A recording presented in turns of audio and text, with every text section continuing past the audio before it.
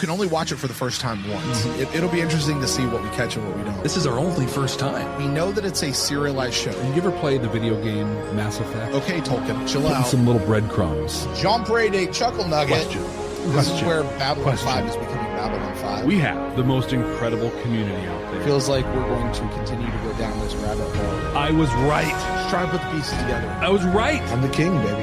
What? Are you kidding me? Here I go back to Dune, as I often We're do. officially into it, Jeff. 100% So good. It was so completely accurate. That was great. I love that. Definitive ranking. I can keep watching the show. I love it so much.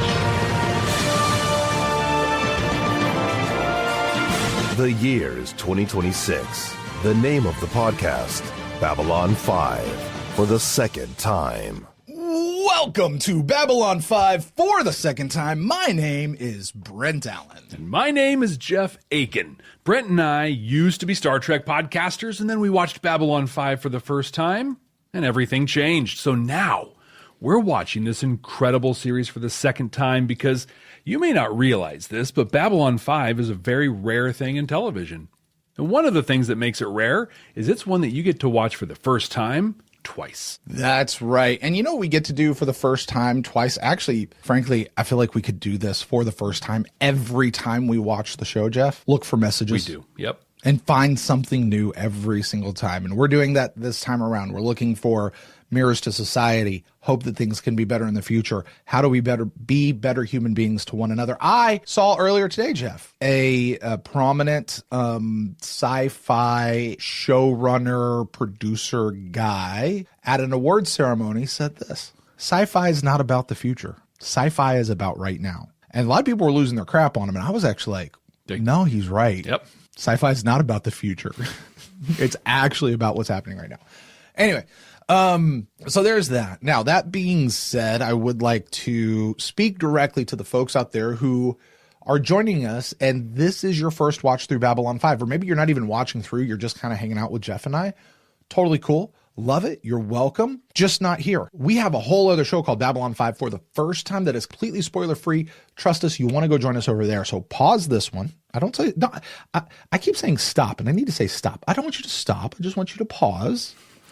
Go back to the other one, and then come back here once you catch up with us. Trust us, it's better that way, because that being said, for Jeff and I, everything from any point in the franchise, from any point in the timeline, in universe, out of universe, canonical, extra canonical, head canon, or JMS canon, doesn't matter. It is all fair game for Jeff and I to talk about. We will talk about it. So this is your one and only spoiler warning. My warning is sincere. Ignore it at your own peril. Brent, this is a landmark episode for us. Is We're closing out season 3 Ooh. for the second time by watching an episode called Zahadum. Do you remember from the first time around what you predicted this episode was going to be about? I did. I said this is basically Sheridan trying to decide whether or not to go to Zahadum. We've heard it several times now. Yes, I know. We've heard it several times now. If you go to Zahadum, you will die. Don't go to Zahadum. Don't go to Zahadum. Don't go. So what's going to happen? He's going to go. He's going to go to Zahadum. What happens when you put a sign in the window that says, please don't throw a brick through this window? You can get a brick through that window. Yep. Every time. Right? Don't go to Zahadum. Don't go to Zahadum. Your Honor, the sign said, do not throw the brick. How could I not throw the brick? Right. But I said specifically here because Anna is back. So Anna is going to be telling John to go. Delenn is going to be saying no. Sheridan's going to wind up going because he's going to reason it out that now that he has a piece of Kosh inside of him, Kosh will be with him when he goes, and therefore he will be safe, right? And he would have some sort of protection, which is opposite from when Kosh said, if you go to Zahadum, you will die. Like, now he's going to be, or if you go to Zahadum, I won't be with you, or something like that. And now that's not going to be. But I also said he'd probably get captured. And Jeff, here's where I get a little bit of credit for all of that. Okay. Although I do think a good portion of him was him trying to decide whether or not he was going to go. Yeah. But I said this, he's going to be out of the game for a while. He was out of the game for a while. Yeah. Maybe not a long while, but a while. How about you, Jeff? What'd you predict this episode was going to be about? I pretty much agreed with you. I was like, yeah, he's going to go to Zahadum. He's going to die. Like all these things are, all this stuff's going to happen. My thought on his death, though, was it was going to be more of a metaphorical death. I actually referenced death of personality and all that stuff, and how we've learned in this world there's other kind of deaths that can happen. But I figured that, like, he'd die his metaphorical death. He'd fall out of comms, something like that. You know, Captain, where are you at? And then all of a sudden, like 40 shadow ships are going to bust out of hyperspace around Babylon 5. Fade to black, we'll see Douglas Netter's name, and you and I'll be like, what the just happened? And that'll be how the episode ends. Probably. Yeah, probably. Jeff, that's what we predicted the first time around. Mm-hmm. You know what I'm really interested in, though? Probably the same thing I am. What we actually said the first time around. Yeah. You want to take a look at that? Yeah, let's do it. Let's take a look. Previously on Babylon 5 for the first time. Zahha-Dum. This episode to me felt very much like Best of Both Worlds Part 1. I felt like I got punched in the stomach. Like, literally, this episode took my emotions and went, feel this, whether you want to or not. Whether you believe this is a long-term death or not, doesn't matter. You're going to feel this. Really, this episode was some cool effects, but almost all talking. We've been specially trained to not only watch episodes that are all talking, but to deeply appreciate episodes that are all talking. Do we really know what the Shadow's motivations are? All we know is what they just told us. Exactly, which could be total horsepower. Could be total garbage. They actually have some benevolent sides to them. That actually, I think, makes them a much tougher and a much more scary villain than just all-powerful evil. How they portray the Vorlons. Are their means cool? Like genetic manipulation, introducing religion, and tweaking society? Is that okay? There's no binary. There's not a good guy. There's not a bad guy. Right. There are people with motivation. No one on Babylon 5 is what they seem. Presuming that what they said was true, that also includes the Shadows. So I got questions about Sheridan's motivations. He says that we saw this future, so in his own mind, he decides, when I was there, she told me not to go to Zahha-Dum. So I probably didn't go to Zahha-Dum. So if I do go to Zahha-Dum, I can subvert the whole thing and change it all. There are a lot of wild leaps in logic. The rules of time travel are always the same. As bad as it is, you still got to let it happen, otherwise the Nazis take over. In Revelations, we learned about Anna. I never got to say goodbye. He said goodbye to Delenn. He looked in the camera and he said, I love you, goodbye. I thought that was beautiful. So Sheridan jumps. He listens to Kosh. And then I was like, you know who else jumped and then came out different and changed? That's Gandalf in Lord of the Rings. Yep. You know why I feel like a moron? Do you remember the name of the place he was when he faced the Balrog? Khazad-dûm. And whatever this version is of Sheridan in the future that we're seeing is some resurrected form of Sheridan. And now, the conclusion. I feel like an idiot all the time, but apparently that's been a long-standing thing for me. The what? Feeling like an idiot. Oh, well. Sometimes you feel how you look, Jeff. Yeah, exactly.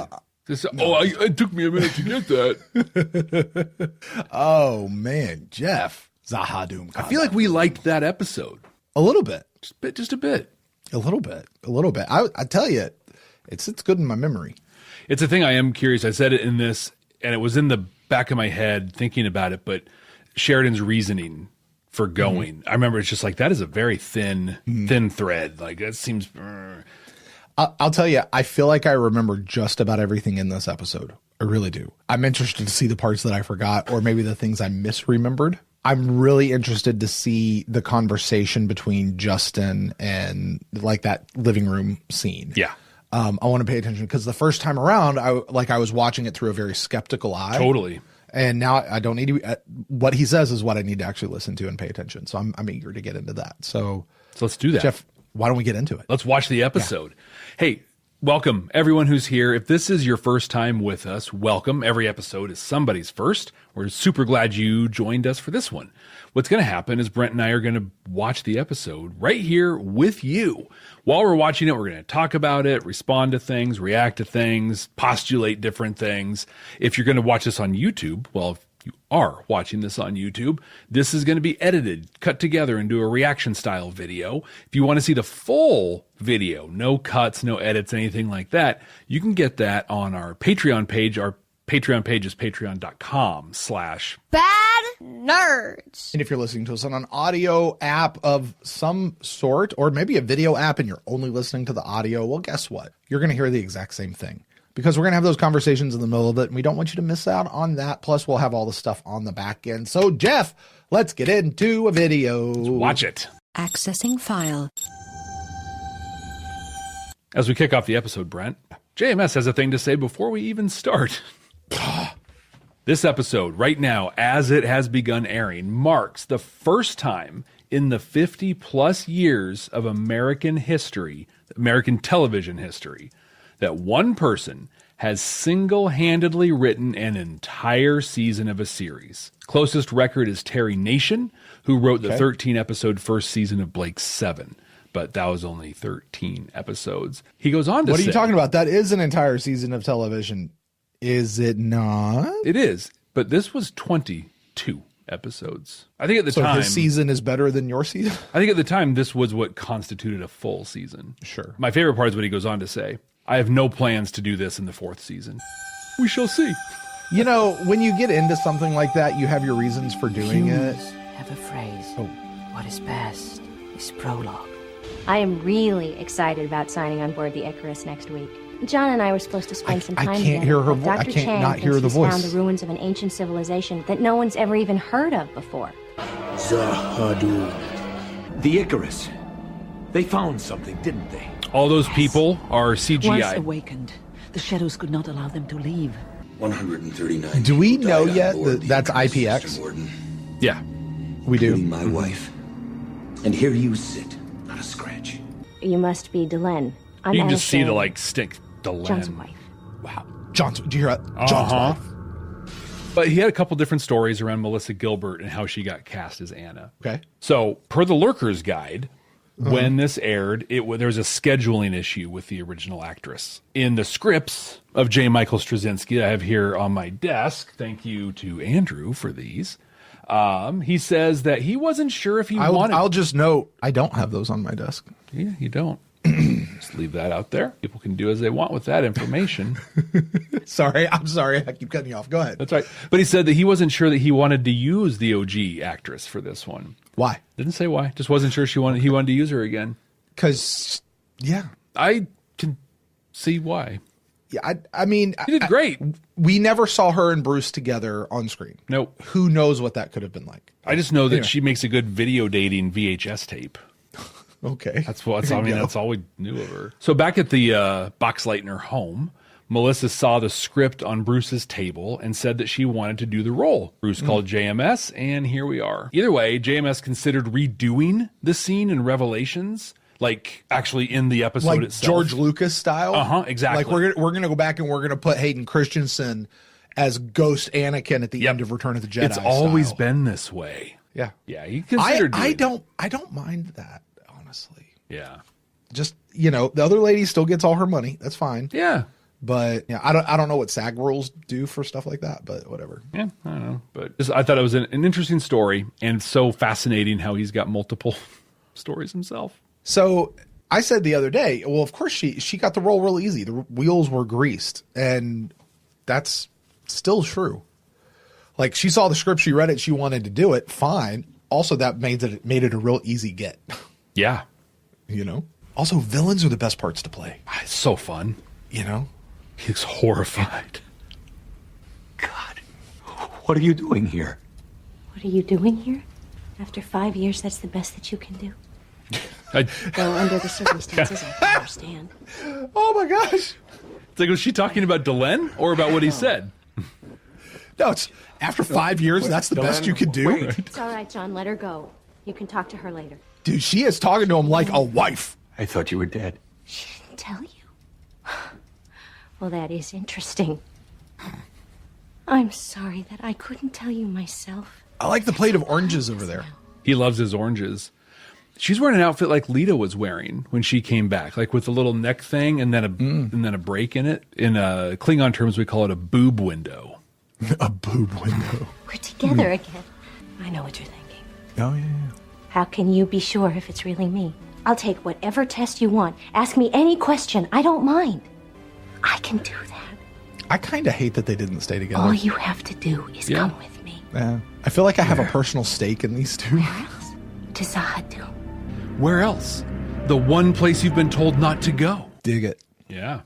I'm in. It's so fascinating, and you alluded to it. To this point, the first time around, the shadows are the bad guys. This is the first time it was introduced in a way, this episode, where it's like, oh, maybe they're not. There's more to it. But for her to just come in and be like, the way she just kind of assumed, I don't know, like, that he would know what was up, like, I'm clearly from the shadows, like, but it's really me, but clearly I'm from them, and I can tell you what's up. I think it's an interesting way for her to have approached him. I am struggling right now because I'm trying to see, this isn't really Anna, it's shadows controlling her. Like, it's her body. They've tapped into her mind and her resources, but not that we know Anna at all, but like, something should still be off. Personal cadence, maybe personality quirks, whatever. But man, the way she came in, like, really? That's all you can say after 5 years? I'm his wife. Right. Back off. Beep. Every piece of equipment I've got says that's your wife. Anna died at Sahadum. She looks pretty lively to me. I thought Adam Nimoy directed this episode. Yeah. Yeah. We years before pretty sure we That's mentioned dope. finally it, accepted yeah. death. He did a couple episodes. I had to force myself to start over to create a new life. Hey, second time's the And first time. Delenn, Have you talked to her yet? she was in my quarters when Anna showed up. Yeah, baby. Right. Is there anything Franklin's like, else? can you tell me There's more some about epidermal that? scarring. I was going to say, Franklin didn't even react to that.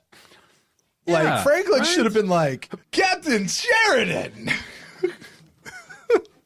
Like, hey, so, Like, yeah, did you? Like, yeah. huh? Now, maybe it's nothing, but it never hurts to run a few more tests. Do so. If this is a trick, I'm going to take it I out feel of like somebody's hide. after Ship of Tears, that should raise a It's big not. red flag for them. And that really is Anna? I have to know, Stephen. Yeah. Suzanne's right. See that little thing at the nape of her neck? She's probably a Gould. Is it? Don't know. You don't know. Unless she Jolinard into You her. and Kosh came to my quarters. You showed me images from Zahadum of Anna and the crew of the Icarus waking up the shadows. You gave me every reason to believe she was dead. Now, how could you do that when you didn't know for sure? Those who would not serve the shadows were killed. That we knew without question. We assumed she would not serve. Perhaps we were wrong. Anna would never work for those things. Then she was killed. I have no explanation. You have no explanation. Have you ever been in a spot where somebody is so upset, but it's also 100% an emotional response on their part, and you understand the emotion behind it, so you kind of give them a pass? Give them some room, yeah. You do. Like, look, you sit there and yell at me, I'll talk to you about this. But also, like, it takes a strong person to not take it personal, and honestly, an even strong person to be like, okay, you need to slow your roll. You know what I mean? Like, you're yelling at the wrong person here. Yeah. Because John is in the wrong here. Delenn is not. Nope. Delenn is not. They made a reasonable conclusion. I'm not even going to say assumption. They drew a reasonable conclusion. And actually, they were still right. Yeah. Because it really let's just break it down. They either worked for the shadows or they died. Yeah.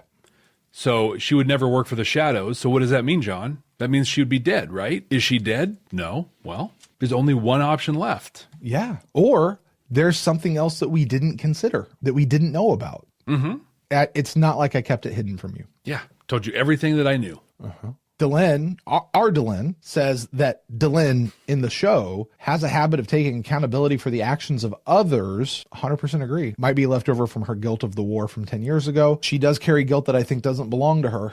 But yeah, I don't know if that's the why, but I do agree with her. She does have a habit of taking accountability that is actually not hers to take. Yeah. And I don't think that's actually a good thing to do. I agree.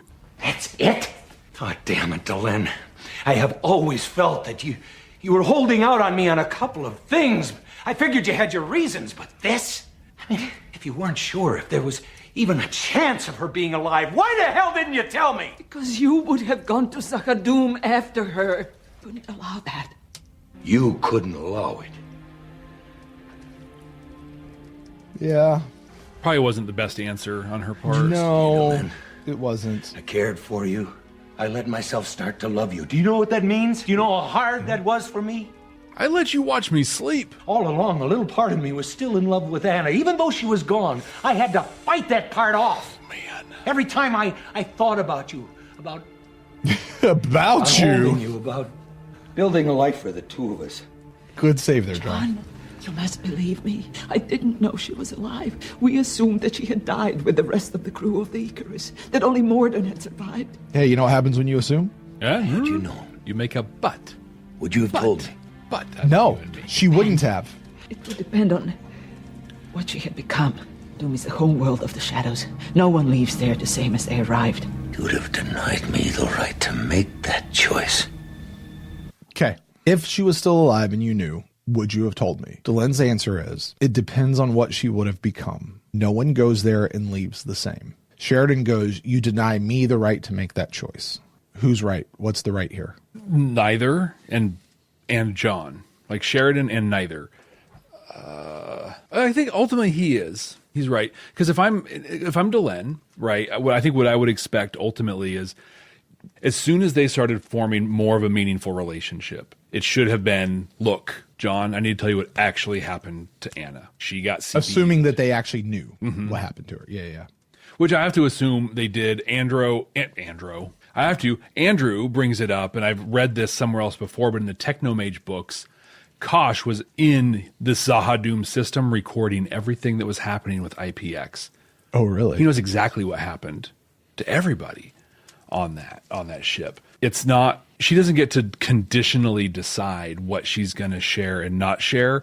Really, in them forming a relationship, this is a pretty serious betrayal, I think.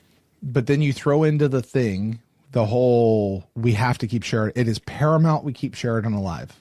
Is it, though? Well, we can argue that point, and I still don't necessarily know why we think that he's so paramount. Outside of he's one of the ones that we learned in War Without End. But outside of that, I don't really know what information they have that would require, because again, I go back to, what was it, Long Twilight Struggle, or the one before that, where Sheridan's jumping out of the thing and Delenn looks, gosh, you know what's at stake. You know why he's so important and why we have to keep him. Go, right? It's that same thing here of, it's really important that you don't die. It's really important that you stay safe. If somebody is that important, if giving them this information might mean that they go do that, isn't there a bigger need that outweigh the needs of the many, I guess, outweigh the need of this one to actually have that choice? Or to risk telling you that. To risk it, possibly. But I think what we learn in this episode, and then we also learned in Comes the Inquisitor, is there's always going to be one to come behind. There's no one single person, which actually is pretty contrary to what happens when there's just like, says to Kosh, dude, you best whip it out because it's him. Like, there's an incongruency there that's interesting. Again, that's where I can only sit back and go, it had to be, it had to not necessarily be something that John does as much as just who he is in his status as an Intel Za, as one of the ones, which frankly, I think is kind of weak. Same. I think it's kind of weak. But I also like Katerina's comment in our chat over here with our council chambers. Also, Delenn might just want him to not die. Yeah. Like, I really don't want you to die. And frankly, I don't know you or trust you enough right now. And I don't, also wind it back. I just met you. I didn't know you well. I knew I had to keep you alive, but I didn't know you well enough to know. Right. Yeah. I just met you and this is crazy. Yeah. Here's my number. So call me maybe. Call me. Oh but my gosh. This is the thing. But I think that honestly, that little thing is the thing. Up until the point they started developing a romantic relationship, she can do whatever the heck she wants. Keep whatever she wants from him, make any decisions she wants. Like, that's fine. She is a Vorlon influenced and taught person. She's going to manipulate the things that happen around her. It's what the Minbari do. It's what the Vorlon do. 100%. The minute they started becoming romantically involved and connecting, she's over here being like, I'm going to tell you about my dad. I'm going to be vulnerable and tell you this stuff. Also, I kind of know what's going on with your wife over here, but I'm she still didn't. gonna. I mean, if she did, I guess. If she did, this is all under the. This is not what really happened with Delenn. I think the right answer in this case here from her, if you knew, would you have told me? I would have told you. If I knew, I would have told you once we became as we were becoming serious. When I was Setai Delenn, the Grey Council, no, I'm not telling you anything. I'm looking at galactic stakes. I don't know that she should have told him as they were becoming romantic. There is a point in their relationship where perhaps that needs to come to light, but I don't know that it's right as they become romantic. Not as, but before she's watching him sleep. Possibly. And listen, we're going to move on with the episode, but I love the conversation that's happening. People talking about Sheridan and his protected status, shall we say. But you and I know something about Sheridan that Delenn doesn't. How can you say that? Sheridan's got plot armor. Me to ever trust you again. To be fine. Okay, does Sheridan know at this point that that's not Anna? If you believe nothing I don't think else, he does. I think he's questioning. Okay, I want to know at what point he figures it out. Please, and then that. I want to be on that side of it with him as he goes forward, because this is not a Londo Vera situation where he has to make her believe that he's pissed off at her. No, yeah, like where Londo had to make Vera believe that they were going after Natoth. Another drink. Londo, you've been like this ever since the diplomatic pouch arrived this morning. I will say, though, I do appreciate Delenn. Not Delenn because she's Delenn, but Delenn following the Minbari Vorlon way of things, facing some consequences for that. We saw a little bit of that when she was talking to Jakar and was like, hey, we knew stuff that we didn't tell you about. Consequences. And then this actual personal consequences because she was doing the Minbari thing. Yeah. Which is the also Vorlon thing. Don't forget to go and confess to somebody that you're really close to and you have a good thing going with, knowing that it could actually destroy the thing that you have going with that person. That's a little hard to do. Yeah, but it's also super important to do. It's important. It's the right thing to do, but it's also really hard to do. And Delenn's still really new human with lots of stuff, and she's trying to figure all that out. So I feel like we can give her a little bit of grace. Our council chambers is saying that Sheridan understood when he got the report from Franklin. Are we talking about the report he just got in Med Lab, and so he knows right now, or is there a report to come that I don't remember? I think there's a report to come. I think like he looks at it. I think I remember that scene. I'm giving them 13 seconds to answer. They did. Ben just did. Which hasn't happened yet. Thank you, Ben. Yeah. All right, At least you can do is tell me what's wrong. Oh, look at man, council chambers to the rescue over here, dude. I love you. Time and time again. He's been promoted. I've been offered a position in the royal court as an advisor to Emperor Katasia in matters of planetary security. Gould. Yep, Gould, exactly. Gould. Computer moves all slow and dramatically. Like, Those are their actual wedding photos. Love that. But Anna doesn't have implants. No, but she's got the markings. Ports on the back. Yeah. She had them, and they line up with what Sanderson had. So they sucked them out. Okay. And so Franklin went to Sheridan with that. Yeah. We're to understand. So right now, in that little cut scene, Sheridan knows. Yeah, right now he's looking at her. He knows she's Shadow. I have ever been examined in such detail. I disagree with that, given the procedures you've been through. At least his report And what we've confirms been that I through. am who I say I am. The thing is, she is who she says she is. And you've been on Zahadum all these years. No threats, no ultimatums, just an invitation to come and hear their side of the story. Nothing more. That's a lie. Why would you go back there? They've got I'm going to pie. assume that's a lie. Because it's my home now. I'm doing important work. You'll understand when we get there. No, I'm not going anywhere until I get some answers. I want to know what happened to you and the crew of the Icarus when you landed on Zahadum. John, That's my condition.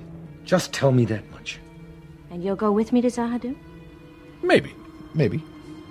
I'll go. As soon as we landed, we picked up an energy source. We were told to check it out. And that's where we found them. Who's this, Brent? Who is this? It's a Reaper. Harbinger. The Shadow. I have assumed control. It's a very dramatic name, but not a very descriptive one. Their actual name is 10,000 letters long. I couldn't pronounce it if I tried. Now I need you to take care of this for me. No questions, no speculations, no hunches, or educated guesses. And when I see you next, if everything is said, we'll talk about the weather. This is the thing. Go ahead. What now? All right, so to me, it is crystal clear. Yeah. On the second watch, his mission is simply to load the nukes. Yeah. And I think, like, he's in here, he's got the whole plan. This all flew over my head the first time. Get all the Minbari off? Why? Are you just being a jerk to Delenn now? Like, what is that? Nope. I need everybody off the ship because I'm going to go get it, and I need nukes put onto it. But the other thing that stands out to me, this kind of recolors Garibaldi's response to him when he comes back as the Messiah Sheridan. Okay. Because what we just watched, and we'll see here and again, is Sheridan's like, look, man, I know this isn't cool. I need you to not say anything. I need you to trust me on this. It's all good. Garibaldi went out on a line for him, took a big risk doing this. And got bit in the ass for it. Uh-huh. And then Sheridan comes back and he's all, look at me and Lorianne. We're doing some cool stuff over here. And Garibaldi's like, yeah, I was literally in a prison. Like my mind was getting jacked. Uh-huh. Yeah. And I, all because I trusted you, did this thing. Like, come on, man. All right. Let me, I want to rewatch this. I didn't even realize that's what he was talking about in the moment. This is a thing that is only clear based on future knowledge. Yeah. Mm-hmm. Not knowing what's coming. No way we could have known any of this. No. Nope. Even when the White Star drops the nukes, maybe you could be like, oh, that's the thing he had Garibaldi doing. Except we see Garibaldi doing something else, like flying out in the cruiser, which leads you to which I think is a reasonable, like some people might think it's this, some people might think it's that, and both are reasonable. Mm-hmm. Yeah. You know what I mean? Here's my question though. Outside of just having to keep the secret for us as the audience, why is Sheridan being so cryptic about what he's saying and not saying, like he's speaking as if the room is bugged? He doesn't have a door on his office. Right. For once, he's finally acknowledging that. Like, maybe I should kind of be a little about this. Little circumspect about how I'm doing this here, right? It's kind of neat hearing him say this though, knowing what it is and understanding Garibaldi looking at that going, son of a bitch. Like, really? Yeah. That's what you want? Okay. But right now, if you're a first time watcher and you don't know what that is, you're trying to, what it is, you're examining everything that happens, trying to figure out what that thing is. There's a thread that goes from Jakar saying, hey, look at these cool bombs, to Sheridan using the cool bomb. And in the middle is this scene that if you're not specifically watching for this stuff, you're not going to get that connect. But some people were specifically watching for this and did. That's cool. Yeah. Katerina asks if maybe the shadows are there, listening, invisible. Super reasonable. He knows that the shadows are around Morden. He knows Anna's shadowed, so it stand to reason. Yeah. So he's on offensive mode at this point, which is kind of, I like offensive Sheridan here. Yeah. First time watcher. Sheridan is planning something. Yeah. And he just gave Garibaldi a secret missing. Mm-hmm. Dude, he is. If you go to Zahadum, you will die. Oh, it's a good thing they didn't throw that costume away. This is his transformational scene from John Sheridan to John Rambo. Or John Newcomb Sheridan. Mm-hmm. Look, he is a man of resolve. Message for Ambassador DeLay. Yeah, he is already on Zahadum. He's there. His mind is, yeah. Mm-hmm. Yeah. And he's very, if I die, I die. Like that's where he is right now. If I die, I die. Yep. Is there a problem? No? He is the arrow loosed from the bow. Heard a weather report from Earth. They've had a late winter, but it finally started snowing in New York. Well, it must be very pretty there this time of year. Yes, sir. Must be. Take care, Michael. John is saying goodbye right now. You too. Yep. And Garibaldi seems to... Oh, there we go. Garibaldi knows he's going off, right? That's what that is. So he leaves. Yeah, Garibaldi's got the whole thing at this point. Yeah. Are you sure you can run this thing by yourself? I think so. I've watched them whenever we've gone out. Oh, this is why he needed them to get the so as long as we don't run people into any off. trouble, we should be fine. You're guaranteed safe passage. Well, then let's get this show on the road. Am I guaranteed safe passage, or are you guaranteed safe passage? Hey, I got a question. You're a captain. You're a captain on board a ship. Do you give up your seat for your wife? Nope. When she comes on the bridge with you? Nope. No? Nope. Do you let her sit on your lap? Heck yeah. I'll let her sit wherever she wants. Hey, now this is a family-friendly show, bro. Just saying. Because even though I'm captain of this ship, it still belongs to whomever. Like, I'm still serving. What report? There's a problem with Anna. And now he's cluing us as the viewer in. JMS, I'm tracking what you're doing, dude. Tracking what you got me the first time. You're not going to get me this time. The entrance is up ahead. This is a big shuttle. Look at those tires. That's like 747 taking two people. Yeah, yeah. You know, no. Just get you a little private executive jets. Hey, do shadows and Vorlons breathe the same atmosphere? Kosh has in an atmospheric thing. Morden had to put on a breather when they went and killed him. John, I'll need your gun. John's got 2 guns. Right then he's like, oh yeah, that's not my wife. She'd know that I had another gun.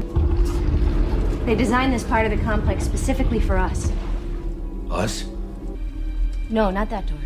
This one. JMS points out that that doesn't mean anything. What doesn't mean anything? Not that door. A lot of people are like, well, what's behind the door? Is that supposed to be a thing? Was that Nope, they're just trying to show, like, there's a lot here and Sheridan's being curious. There's nothing to it. Dude, he gets real close to her right there. In his notes, JMS confirms right here that Justin is the man in between. What does that mean? Well, like, he is, did I get it in here? He's the middleman. He's the one that brokers between Sheridan and the Shadows. Then who's Morden? Well, you can also look What's at Morden it this do? way. He's the man in between Morden and Sheridan. Look where he's standing. He's literally the man in between. The man in between is looking for you, they said. I'm making some tea. It's chamomile, but I can make something else if you like. It helps me. Anna is on a different level, and by that I mean lower than Justin and Morden. I think it goes Justin, Morden, way down here is Anna. Because Anna's like Justin, Morden, and then all of those pilots, one of which is Anna. They just happen to pluck her out for this thing. And it's not even Anna. Exactly. She's not even a human. I mean, a person, really. She's a program. Greetings, program. Who decides that the workday is from 9 to 5 instead of 11 to 4? You know what's cool about that? Huh. Dude busts in here, right? First question he asks. He has to ask it twice. Who are you? That's incredible. Who are you? That is such a great observation.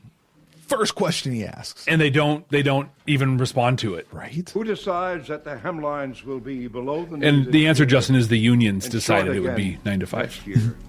What if that future happened because I listened to your warning and didn't go to Zahadum? What if this is your fault? That's what he's saying. Fall of Centauri Prime and end the Shadow War by going there? 1 out of 2 ain't bad. What I want. Dude, she's taken a serious raft of crap stay from him alive. this episode. To be with you. But you were right before. This is about more than what I want. So I'm going, even though I know it's almost certainly a trap. And headed off toward greener pastures. Okay, we've already heard this part before. So far, it's all lining up. There's all the first ones, and they left, leaving, but 2, did we know it was just 2, or was it just some? We knew it was 2. We knew it was What the did we Vorlons know? and the Okay, Shadows. so we knew it was 2. They stayed behind. What we were to help, to help the other. Well, no, because I don't think we knew that they both stayed behind to help. I think it's 2 stayed behind. The Vorlons stayed behind to fight the Shadows and protect. Vorlons stayed behind to help shepherd the younger races. The Shadows stayed behind to make that hard for them and to cause chaos. That's what we heard. That's what we heard from Delenn way back when, or So up, Lanier. literally up to that point, everything lines up. It's the Shadow version. Okay, You might call them. They wanted to look after the younger races, bring them around, help them evolve into something better. One of these was the Vorlons. The other was what you call the Shadows. So just to point out, the Vorlons vilified the Shadows in the reveal. They're not vilifying the Vorlons. They're like, hey, we both stuck around to try and help shepherd them. Okay, but I'm telling you, I don't believe that's why at this point, as I'm watching the show, I don't believe that's why. I could believe that's why the Vorlons stuck around. I don't believe that's why the Shadows stuck around. Oh yeah, we didn't believe that. This is all the first time around. I still don't believe it. Didn't buy any of this. Yeah. They want to release our potential, not bottle it up. It's really simple. See, okay, Bring pause. 2 sides together. That sounds like BS to me. Yeah? Hearing that. They believe that strength comes from whatever. They want to release it, not bottle it up. Okay, I can sit here and tell you now, knowing what I know now, yes, that's their culture. That's what they believe. Almost very Spartan like, right? If you're not strong, you die. Right. The weak die. Period. Done. Again, I'm listening to it as I'm watching this simultaneously as a guy who knows what's going on, but I'm also remembering my first response as well. And I still that does not justify what they're doing to me. Okay. According to my code. Yeah. According to my Well, then it's not going to, because you think the Shadows are the bad guys. Yeah. So it's not going to align with your code. And I think that's the part of the point, is it's not supposed to. Yeah. I think in the Western world today, this isn't how we do things. I mean, it is, but we never say that it is how we do things. I think that this totally made sense to me the first time around, where it's like, oh, okay, yeah, they're starting all of these wars with everyone against everyone, because then they're the only ones left are the strong, and they will grow and evolve, and they'll do the things. Well, I mean, it's very Darwinian when you look at it that way. Survival of the fittest, right? Essentially. Right. Well, let's create the conflict that's going to weed out the others. Like I again, sitting at this spot, I get it. I understand. But even listening to her here, what it sounds like is a bully who is trying to justify their bad actions. It sounds like, I know somebody's going to think that I'm talking about somebody specific, but I'm really not. I'm speaking in the most general terms because I'm talking about all of history. A political leader, a military leader trying to justify their bad actions by saying, we're trying to make you strong. We're trying to, it's a parent. It's a parent who abuses their kid under the guise of, I'm trying to make you stronger. That's the way it sounds to me. Even now, that's the way it still sounds to me. But I guess there's enough Star Trek in me that can respect that different people have different cultures in different ways, and that legit might be the way the shadows are thinking. So I think they're not a bully. They're the ones empowering the other bullies. Like they're not fighting the Centauri-Drazi conflict. They're getting the Drazi to attack the Centauri and Centauri to attack them. Like, they're starting the fights and starting it in a way where everyone feels justified in their fight. Yeah. I think what it all boils down to is Justin used the term Lords of Order. Yeah. Lords of Chaos. Listen, and I get that. And I know that's where JMS is going. And I understand what he is trying to say is neither are good. Exactly. Like, and neither are necessarily bad. Like, I understand, people hear me. I understand that's what he's trying to say. I still am having, and no, I'm not going to sit here and say that manipulating anybody is a good thing, but Justin even just said it. The Vorlons are like your parents. They want to see you, like, am I wrong in doing anything with my kids and trying to teach them how to be better people? And if you're doing that when they're in their 20s, 30s, and 40s, and you're still treating them like they're 7 or 8, I think that's what Justin is saying. They're like your parents parenting you now. Not appropriately. You never stop parenting your kids, right? But I was going to say, yeah. I don't know. My mom tried something on me the other day. I'm also enough of a grown-up to be like, okay, Mom, stop. Yeah. I don't think it was ever easy, but you can't let that get in the way of the dream. Commander, I'm picking What up is a the dream? disturbance. Right. On Lurker's Guide, I kind of got to the end of this a little bit, but because we're in the middle of the conversation, I'm going to bring it up now. But somebody said, the Vorlons in the shadows don't seem to know who they really are or what they really want. JMS said, that's an extremely good and cogent analysis, and you hit the theme right on the head. One will explore more in year 4 with the Vorlon shadow situation, and which was first hinted at in Infection, right in the first season, the first episode that was shot. Sinclair says, in the ultimate moment in that conflict, you forgot the first rule of the fanatic. When you become obsessed with the enemy, you become the enemy. Yeah. And that's exactly what's happening here with these two, the Vorlons in the shadows. So to that, okay, is I want to now ask, when did because presumably, let's just go with the good guys, the Vorlons, what I call the good guys. When did the Vorlons become obsessed with the shadows to where they became? Was it a long time ago, or was it when they killed Kosh and they went back crazy? I'm going to guess this was a while ago. I'm going to guess too. I would agree with you on that.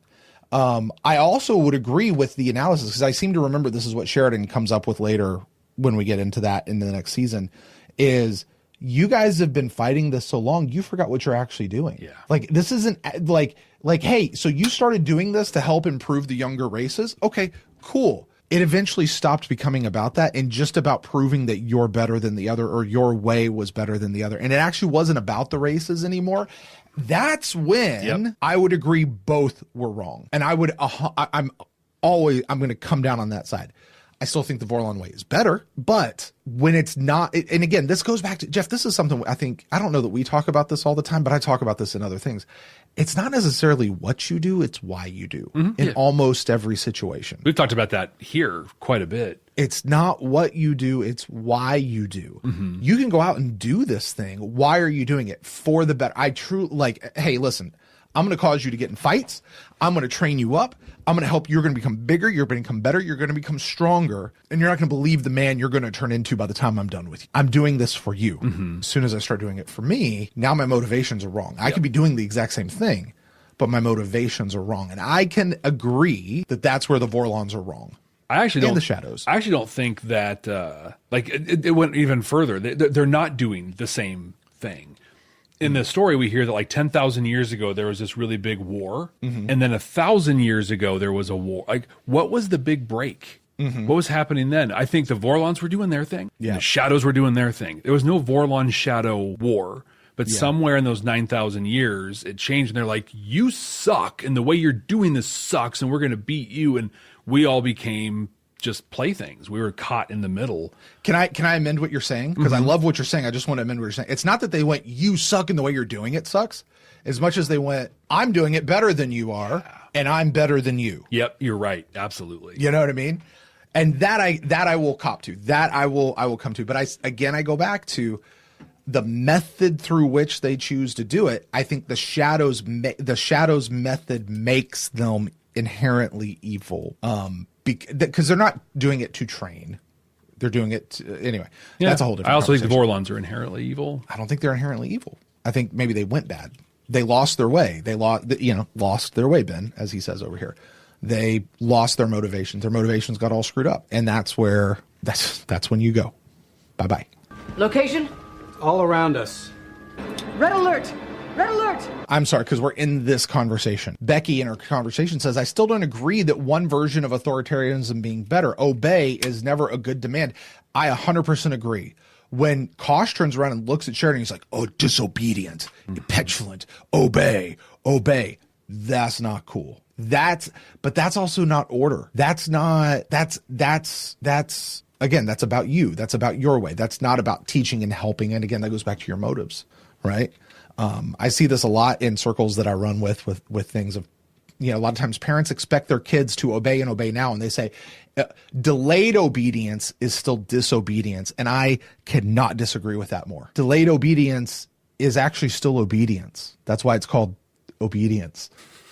Yeah. But I think that's where I'm going to say it a little different way, where it's not a spectrum of Vorlons on this side, shadows on this side. It's a circle, and they're right next to each other. Just one is like, we're going to make you fight, and we're going to tell you exactly what to do. And the spectrum actually comes around. They're both horrible and evil, and they completely stifle any real independent growth. There it is. We see this. We see it with the Minbari. As I was saying earlier, the Minbari, Delenn, is doing exactly what a Vorlon would do. Not because it's who she is or who the Minbari are, but because of the way the Vorlon have manipulated them. They're both as evil as each other. It's just one is wrapped in wrapping paper, the other is wrapped in sandpaper.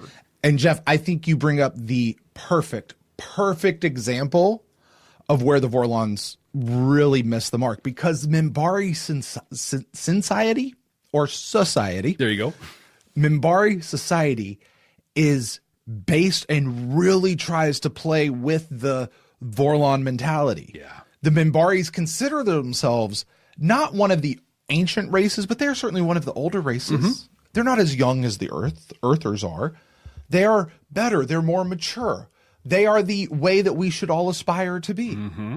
And that's the way we first viewed them when we first met them back in season 1. You and I, hey, they're like the, okay, here we go, guys. Sorry. They're like the Vulcans. And the Vulcans are, but what happens in Star Trek when we really get to know the Vulcans? Yeah, Vulcans are messed up, jacked up dudes. You don't want to be like them. In fact, it's way better to just be human. And here, what do we see about the Minbari? The Minbari are not something to be emulated. The Minbari are not a society that is advancing. They're not a society they are actually stifled. Yeah, they are, as Katerina says, nothing more than obedient children. That's all they ever are. And then when they're left to their own, right, through the Vorlon, through Valen, right, because he had the Vorlon with him. So the Vorlon through Valen gave them a structure to their society. And as soon as that society fell apart, they have no idea what to do. Yeah. And what's great is we get to the end of the whole thing, and Delenn and Sheridan are in that little shuttle flying away. And what do they say? Hey, it's our time to figure this out. It's our time. It's our down time. here. Our time down here. All fighter squadrons launch, but do not approach until authorized to fire. Right now, the shadow ships here are the Gom Jabbar to Sheridan back on Zahadum, just waiting to prick if he messes up. I'm sorry, the Gom Jabbar? From Dune? Of human struggle. Sure. 6,000 years of recorded wars. We never would have come this far if we hadn't been at each other's throats, evolving our way up.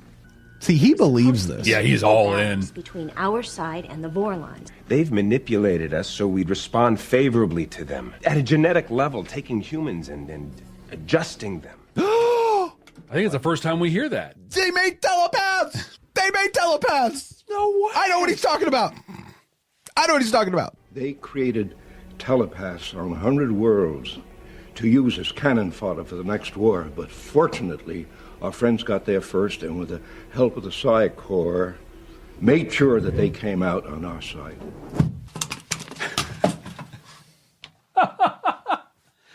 They told us that now? Yeah. They told us that now? Yeah, we didn't have to wait for Byron. We didn't need Byron at that? all. We didn't need him at all. We had it right here. We knew that now? Yeah. Are you kidding me? Tell me. You, Jeffrey Akin, you tell me, look me in my eye. You tell me that you remembered and knew the Vorlons turned humans and created telepaths from this point here, not from when Byron said it. Oh, yeah. Very much from here. Very much from here. In fact, I think we even talk in season 4 around them specifically being made as weapons. Like it was all part of the plan. I mean, I understand where you're coming from, though. This episode is the first time we've ever heard the word Zahadum, so... I don't believe that. I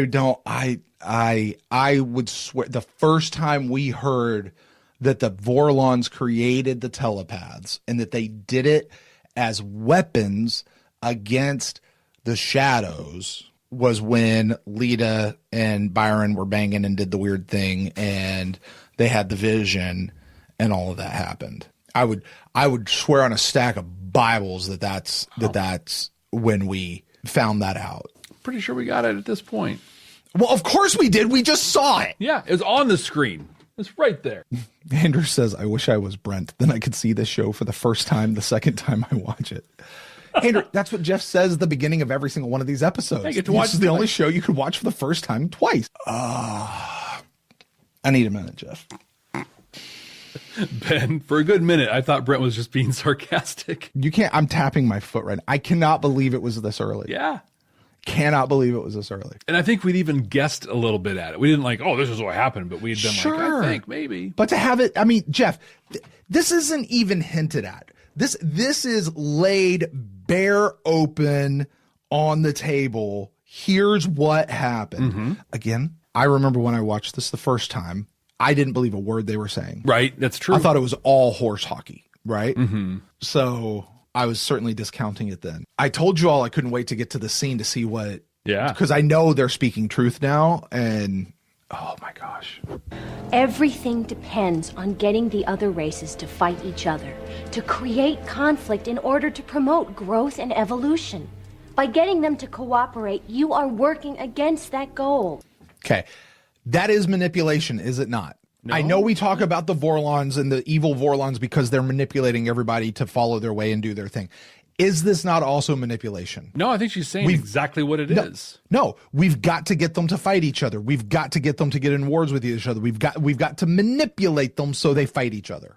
Oh, the shadow. I thought you meant them manipulating John. No. Yeah, they're manipulating. Of course, yes. Of course, they're manipulating. Okay. That's what they've always. Yeah. Because here's where my brain is right now. Is John about to basically become the villain of the story by setting off nukes here on the Shadow homeworld? Oh. Because if the shadows aren't wrong, I mean, can we at least say the shadows are still wrong?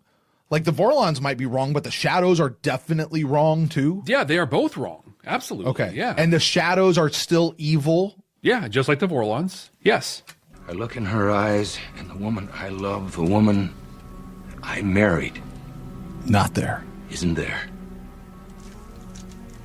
She would never go along with this. You're right. Just so. I like his approach when here. She came here 5 years ago, she was given a choice, the same choice that we're giving you. She said no. She made the mistake of choosing badly. You stuck her in one of those ships, didn't you? They don't see him reaching for his gun. A few months ago, we intercepted a ship full of people who were going to be merged with the Shadow vessels. They had implants in the brainstem right back here. Scars in the back of her head are in exactly the same place. Our associates needed fresh bodies for the central processing units in their ships. Our associates. We pulled her out as soon as we found out who she was and who you are. But once you've been inside of one of those ships for a while, you're never quite whole again. But you do what you're told. That's a very Vorlon thing to say. You'll do what you're told? You do what you're told. Obey. Obey. Well, because again, they're really only this far from each other on the spectrum. And she'll obey, and so will you, he says. You. Uh-oh. Commander! Apparently it takes 4 PPG shots to kill a shadow. Or he's just a shadow unloading. sentient. Pure Justin's eyebrows, Andy says. That's right. Yeah, we missed about 20 minutes of some stuff. Right? There is a Shadow City.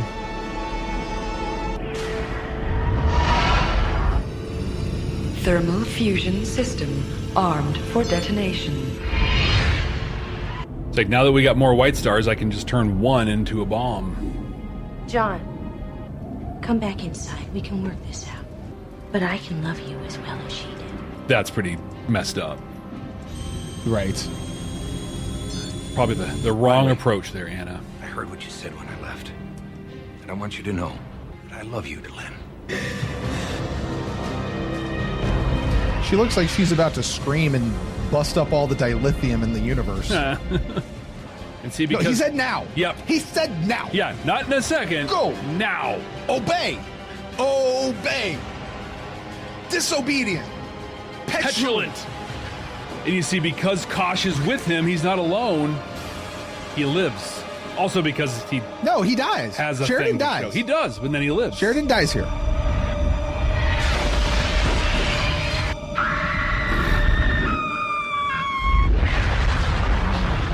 Sorry, Laura. Like something Nellie would do to her. We hardly knew you. They're leaving. I don't get it. Or the ultimate threat. That's because of her telepathy. I think so, yeah. It was the weakness. Year 2260, and the war had paused suddenly and unexpectedly. Hold on. I'm going to start this over because I want to share a thing that'll color this a little bit for us. Andreas did 2 takes on this read, and they used the first of the 2. Took JMS about 15 minutes to write this. Just came out. Okay.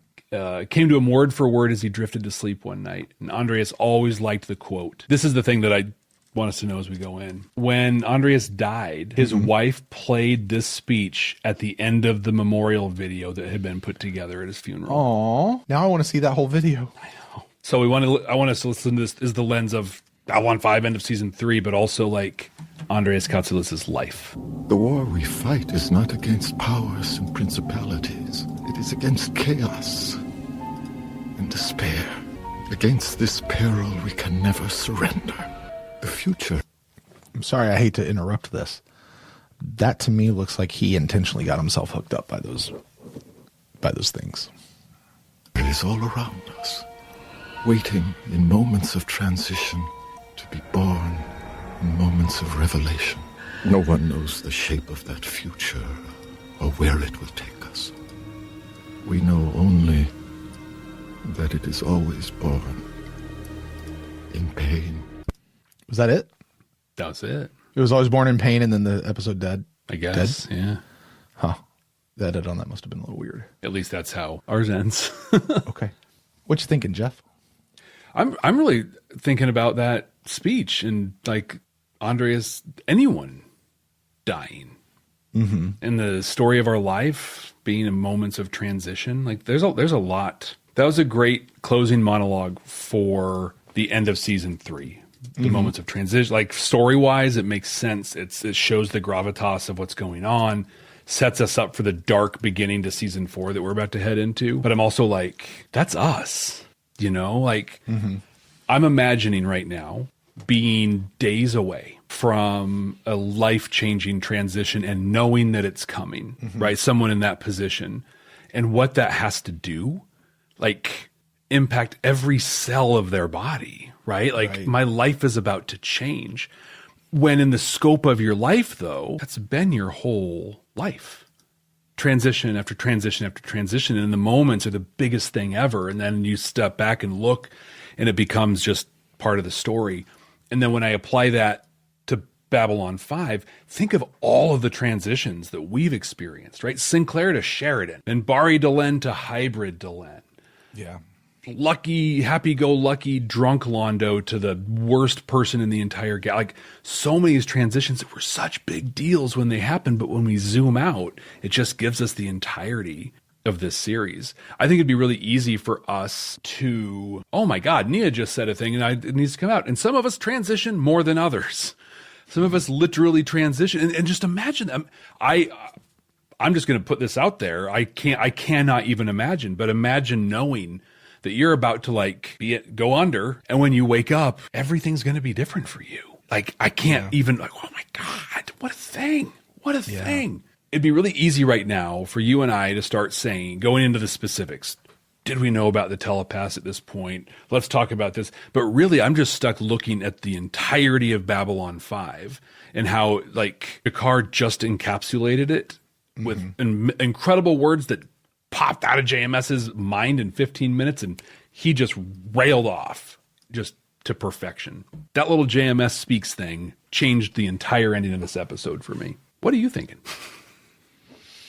I'm thinking about something that they said, Morden said to Sheridan. I forget the exact words, but effectively he was like, hey, listen, you're the only thing stopping us. You're the danger to us. He said, what always happens every time we do this, you know, we pop out of the ground, we kick over some anthills, someone always rises up and unites the people. They attempt to. He's the first one to do it. Yeah. Well, he hasn't done it yet. Oh, he has, though. That scene last week when Ivanova and Marcus are out there in the White Star thinking this is it for them, and then the jump point opens and it's the Drazi, it's the Minbari, it's everybody. Okay. All right, I'll give you that. I was thinking more of the ISA, which is still like a couple years away from fully getting formed. But he says, but regardless, somebody's going to come up, they're going to unite the people. I actually got the feeling that people have united the people before, which is what pushes them back down and stops them. But when you unite the people, why is that? Why is it when people unite? Hey, world, listen to me right now. Why is it when people unite, those that are just trying to kick over anthills lose? The bullies lose. The people trying to manipulate us lose. The people trying to get us to obey lose. Why is it that, hey, Jeff, C-level person, you, why is it folks like you are scared of the unions? What happens in this case? You unite the people, and what stops? The bad things. The wars. The bullying. We stop fighting. We stop fighting amongst ourselves. We stop the wars. We stop fighting amongst ourselves. The conflicts go, right? You also start allowing people to have their freedom to develop and to go as they see fit, right? You can have shared values, sure. You can say, when we're in this context and this is how we're going to act and these are the things we're going to behave. But outside of that, have at it, pal. Do your own thing. That is what defeats these people. And that's why they're scared of him. All they're asking him to do is to stop trying to unite the people. Stop trying to unite the people. What if, Jeff? Hey, all you social media folks out there. What if, instead of spending our social media time, our social media page, our social media currency on reposting ways that guy sucks, reposting ways about why our guy is amazing, reposting ways about why that person should be brought up on charges or whatever. What if we put our energy into doing the things that unite us as a people? Now, what does that look like? The thing is, I don't know. I don't know what that actually looks like in real life. One of those things I don't know that you really know what it looks like until you get into it and you start doing it. I'm not going to give directions to that here on this little YouTube podcast thing. I don't know what it looks like. In a couple episodes, we're going to hear Sheridan say some of the greatest words that I've ever heard. And that when I suggested it happen in real life, people flipped the freak out at me. Oh, no, you can't do it. What if you just stop participating in the madness? Yeah. I'm not buying into it anymore. I'm not buying into it. That's not my enemy, right? I'm not. You guys can just keep going to this till you're blue in the face. I'm not buying into it. I'm prepared for the comments. I'm prepared for the feedback. It's okay. The danger of Sheridan was that he would unite the people. Jeff, what was the danger of Neo in the Matrix? Same. You get all of the people together. Yeah. You know, it's fascinating. I think it's that way. We are designed, and this has been biologically tested. We are a communal species. We are meant to be with others. Yeah. And so when we are with others, we are stronger. Some people may call that community. Others may call it, I don't know, Jeremiah, for example, calls it the universe. Whatever it is, we're meant to come together. I think it's humans form communities. Exactly. This all gets it's so powerful, and it's so, now get the hell out of my galaxy. Yeah, sorry. We're all about everybody, but you get out. But I think this is a thing. This is the true power of diversity, right? And we have, as a society, oversimplified diversity to a point that it's nothing anymore. It's a checkbox on some list at most. But real diversity is people coming together for a common cause. When about, oh my God, at the time that we record this, it's been 6 years ago, I ran for local public office. And when I did that... Tell them that your campaign name. Or your slogan, your campaign slogan. It's so good.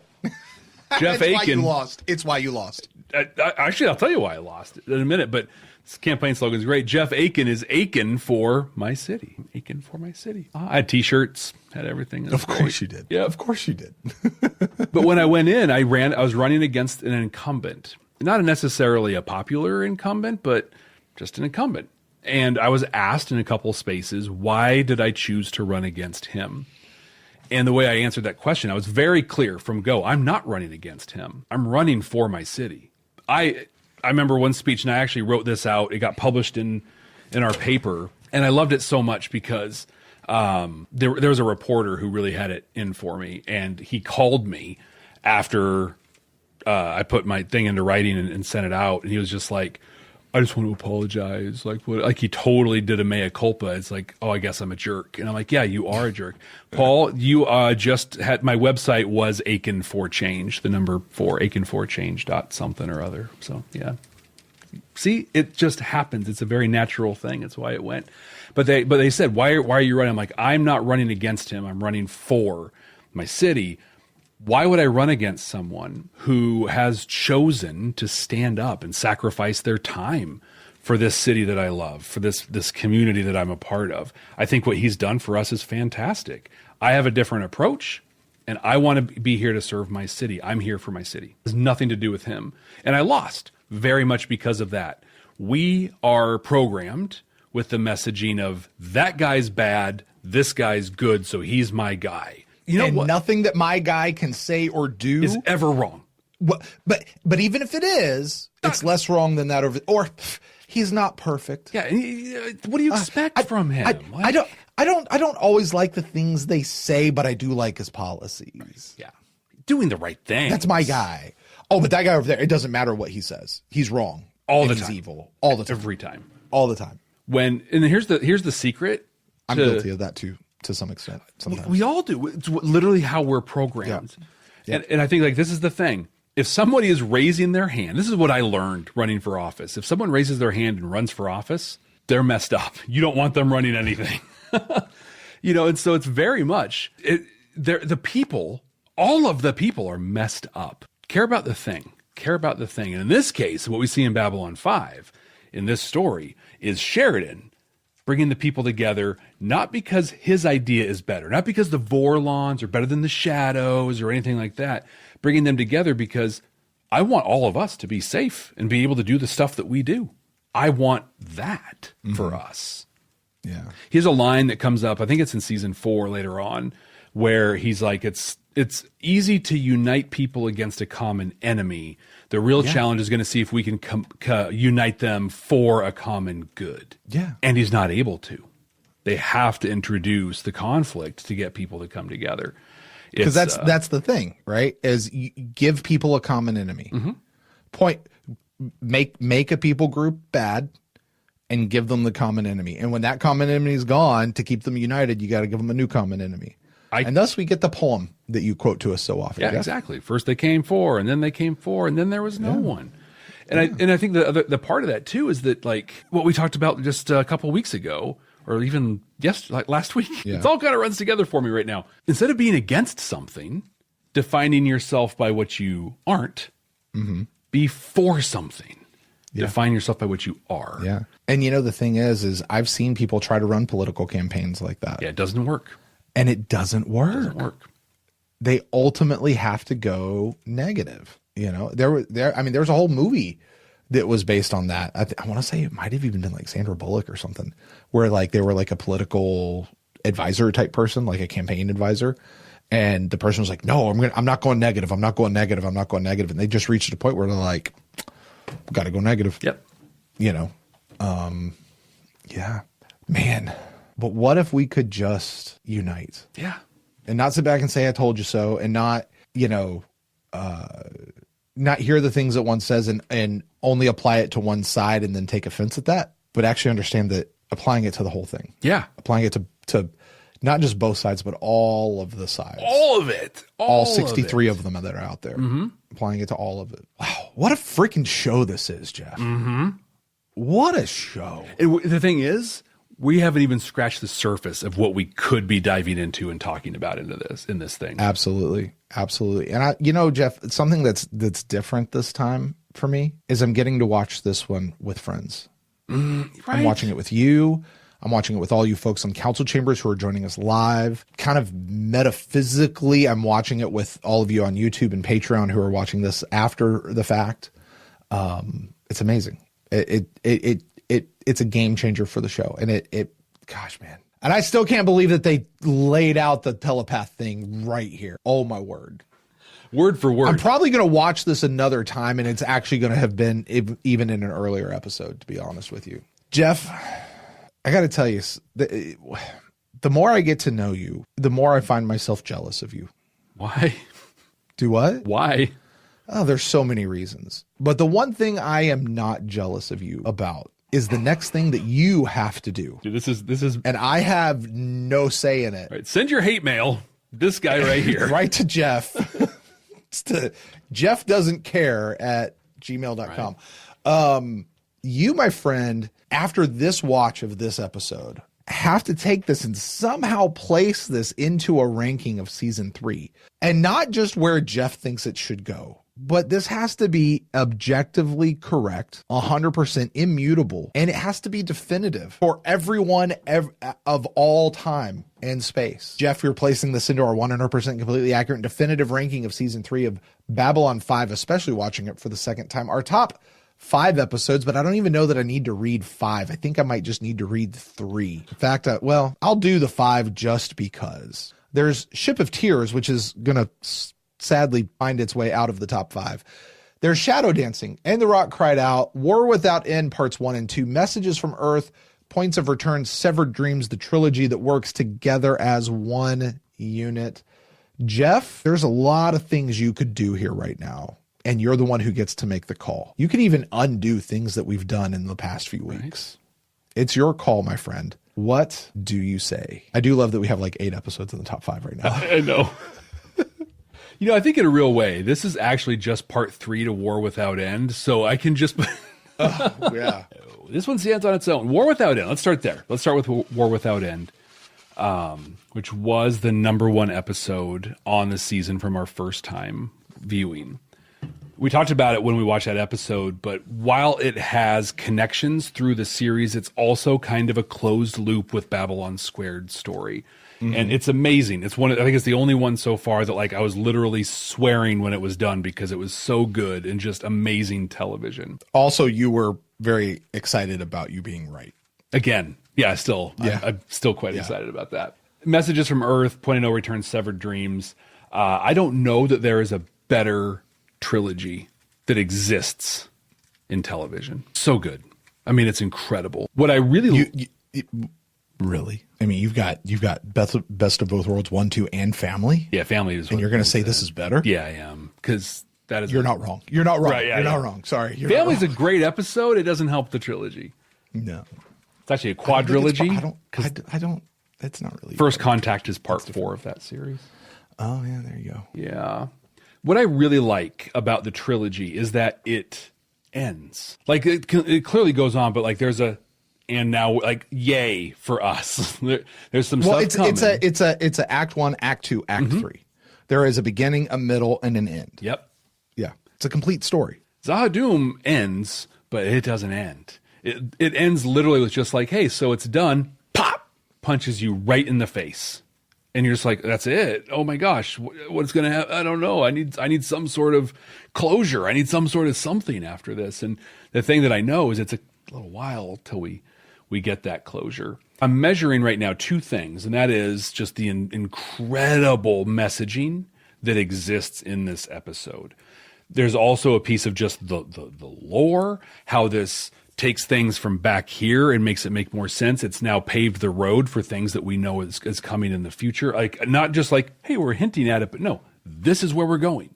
Like, there it is. But Jeff, I have a question. Yes. As you're in this vein, okay, what I'm hearing you say is a little bit of, but this episode doesn't end. It's almost incomplete. Okay. I hear what you're saying. Take a little side road with me for a second. Okay. Of the original trilogy, and you could even say of the entire franchise, but specifically the original trilogy, what is the best of the Star Wars movies? Empire Strikes Back. Why? Because it doesn't have an ending. It leaves you wanting more. It doesn't end. New Hope has a definitive end, right? They received the medal, or whatever. Ha ha ha. It was its own thing. Yeah. Right. It wasn't intended to go on.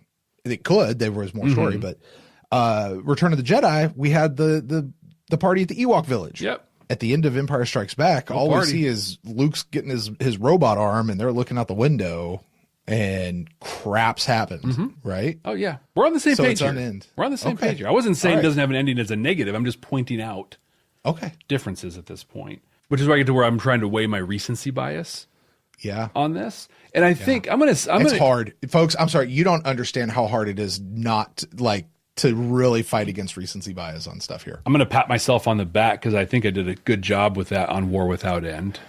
Yeah. Fighting that, combining the trilogy did. And so weighing all of that together, it is pretty actually crystal clear to me where this episode goes. And just to reiterate, when y'all are pissed off and need to say something, is Jeff don't care at all at gmail@badnerds.com. Brent, Zahadum is the #1 episode of season 3, without question.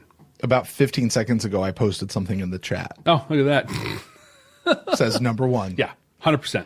I think I agree with you. Was this episode by itself better than even the entire trilogy of the Severed Dreams trilogy? We said a thing. That's a tough road. But what this episode has going for it is not just this one episode contained in of itself. There is 3 seasons of content before it that feed into why was it that Sleeping in Light was such a phenomenal series finale? It literally culminated everything that happened before it. Everything. And this episode has culminated not only everything in the season, but really things that went even further back. And it punches you in the face right as it ends and leaves you going, I need more. I need more. I need more. I didn't get to the end of Severed Dreams and sit there and have to go, I need a moment to collect myself. Right. Where am I? Like it didn't leave me there. It doesn't make it worse. But no. Again, we said this a couple times now. It's not that these are better. It's that they're ranked differently. And I think that's an important and very wishy-washy, wibbly-wobbly distinction, but it's one I make nonetheless. We said a thing, Brent, in the recap that Delenn put together for us that we played at the top of this. I'm sorry, Jeff. Send all hate emails to jeff@akinforchange.com. That was my campaign email address. It's all shut down now, but unless somebody so that's where you should send your hate emails. Right? But we said a thing in there that I think holds true here. Turns out this episode was mostly talking, But you know what you and I love? 2 people in a room talking. In this case, 4 people in a room talking, but I'll take it. Exactly. It's fantastic. Loved it. Yeah, because it really was. It was Anna and John in a room talking. It was Delenn and John in a room talking. It was Delenn and Anna in a room talking. It was Franklin and Sheridan in a room talking. It was Garibaldi and Sheridan in a room talking. Like, you're right. Ivanova and Jakar talking. That's what this episode was. And man, you can get such great TV when that's what you're doing. The most meaningful TV. I don't disagree with you, Jeff. And even if I did, it wouldn't matter because this is objectively at 100% correct. I will give you an option. No, we'll save it. We'll save it for later. Well, Jeff, that's going to do it for Zaha Doom. Season 3 as a whole. It's in the bag. We got it. Next week, we got Hour of the Wolf. That's our next episode on deck. Jeff, Hour of the Wolf, season 4 premiere tells us what's going on next. What do you remember thinking about this episode? Like, was this a good episode? Bad? Like, where were you on this episode? What do you remember about it? I remember that this was this felt so different than almost anything else that has happened in Babylon 5 to this point. I just remember, like, in my mind when I picture this episode, it's really kind of that open with Ivanova just really lamenting over everything that's going on. And the light in my head, the lighting is different. The tone and the music is different. Like, this is somber. There's nothing here to celebrate that's going on. Everyone's down. And I really feel that this does a fantastic job just kind of setting the stage for, we've got a couple of weeks of some pretty deep philosophical stuff that we're going to dive into in this. And then we pick up again, and go. But I really remember, like, my memory in this is anchored in the open with Ivanova and just like how everything is. What do you remember about it? I generally like the season openers. Mm-hmm. I remember we meet Cartagia. Yeah. Who is so delightfully evil. So great. He's so great. He's so great. I remember that we meet, or not necessarily that we meet, but here's what really sticks out in my mind. I'm not going to put us on a box. I'm not going to tell us we can't do something before we do it. You know how we said that the trilogy here, even though they were individual episodes, they really made up one story. And by their powers combined, they were better than their individual parts. The first 6 episodes of the season might be the best 6-episode stretch I've ever seen of television in my life. We go through the ranking here. In number 1, we have Hour of the Wolf. All the way to Into the Fire, right? But seriously, like, they are the Vorlon Shadow War. They are that piece, and it brings a definitive conclusion, right? And this is where it kicks off. I honestly, you're gonna ask me each week what I remember about each episode, and I'm just gonna be like, it's a part of that group, right? So, and I kind of remember them all together, is what I'm saying. But I do remember we meet Lorien, and we get John's out of it, right? Yeah. Like, he's just chilling in a cave. I do remember thinking the first time around, though, Jeff, is he dead or not? Right? Was he really dead or was he not? And I think I held on to that for quite a while. And I think it took people saying, no, he actually died. Like, he did die, and he then got brought back to life. Well, he got caught between the tick and the talk. But is that death or not? It's the little death that runs through us. Yeah. He died, and then he got, like Arwen in Lord of the Rings, some of his life force got given in, but it only gave him 20 years left, So, yeah, that's what I remember. We're going to watch it right here next week, and we're going to watch it with you. And I'm excited to watch it with all of you. Brent said earlier, it's fun to watch this with friends, and that's exactly what we get to do here on Babylon 5 for the second time. So make sure you're subscribed, comment, be a part of the community, right? Like, if you're on YouTube, there's a whole conversation going on down there. Get into it. It's awesome. If you're not on YouTube and you're on a podcasting app that does the comments like Spotify or Good Pods, do that as well. If you're not there, hop over to our Patreon, where we've got a ton of conversation happening all the time. We've got a Discord. We got stuff on the Patreon itself. There's links in the show notes for all of that. If you don't want to talk to anybody about it, that's fine.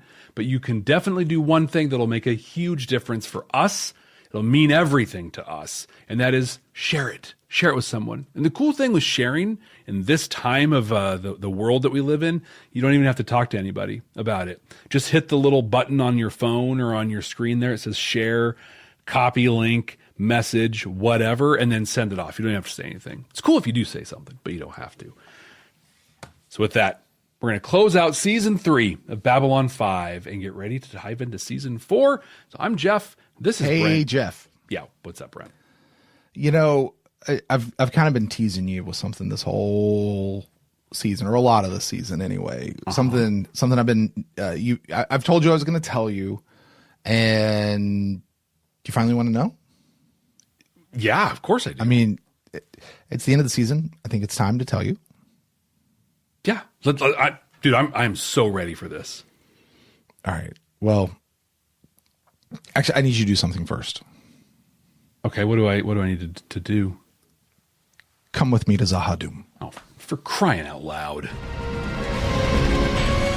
I mean, we're not some deep space franchise. This station is about something.